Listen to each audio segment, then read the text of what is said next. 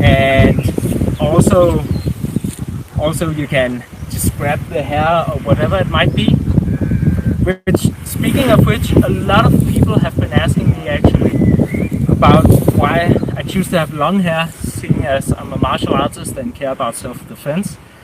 Because it's not an advantage in terms of self-defense. First of all, like, my vision can be obscured a little bit because I'm not wearing it like a hipster bun most of the time, which is also why I don't tend to have it tied when I'm doing sparring, because I want to spar in a situation which is somewhat like how I walk around every day. I use a lot of high kicks in sparring, which is perhaps not the best tactic.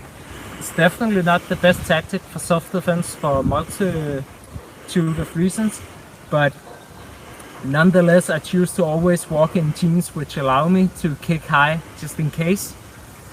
So I want that kind of environment to reflect my everyday life, and since I'm not wearing my hair like this or something, then I won't be when I'm sparring either.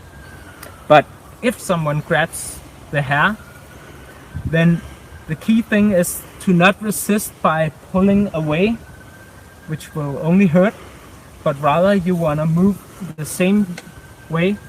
And one thing to keep in mind is if someone's grabbed your hair, then at least they're using one hand for grabbing your hair, so it creates some kind of opening.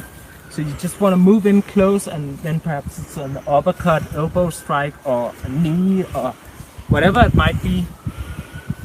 But you want to deliver a strike, and then if you land the strike properly, you'll definitely let go, or her. You never know who's gonna attack.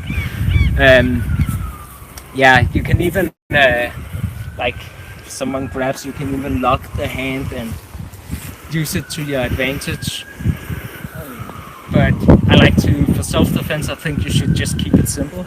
So if you have long hair like me, then if someone grabs, then move with the pull and then deliver some kind of strike and just carry on from there. After years of free content, the time has come where I need a helping hand from some of you. You can support me with $3 each month, or 5 or 10 for a few extra benefits.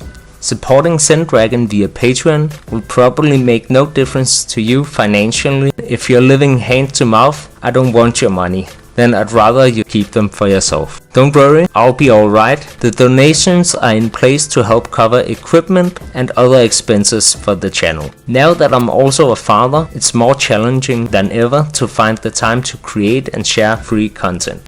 But if enough of you support on Patreon, there will come a day where I can cut down my 9-to-5 job, either partially or altogether, which will make it sustainable to continue creating and sharing free content here on YouTube.